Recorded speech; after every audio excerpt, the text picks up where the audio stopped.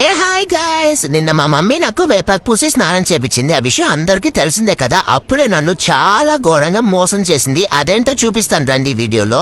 ఇదిగో ఈ వేపాకు పేస్ట్ మొత్తాన్ని నా ముందే కూర్చొని మిక్స్ చేస్తూ ఉండింది. అది ఎందుకు అని నాకేం తెలుసు. చూడటానికి ఏదో టెంప్టింగ్ గా ఉంటే తినడానికేమో అనుకున్నాను. అంతే. టేస్ట్ చూడరాని నాకు ఇచ్చింది. అబ్బా అమ్మో, ఆ టేస్ట్ వివరించడానికే కాదు, అంత చేదుగా ఉండింది. మళ్ళీ తింటావా అని మళ్ళీ అడుగుతుంది. ఇంక బుద్ధుంటే ఎవరైనా తింటారా మమ్మీ? చెప్పు, నువ్వు తిను ఒకసారి, నువ్వు తిను, నీకు తెలుస్తుంది అది ఎలా ఉందని. బంగారం లాంటి నా నోట్లో ఆ చేదు తినేలాగా చేసి నా నోరు మొత్తం దబ్బు పట్టించేసావు ఈరోజు.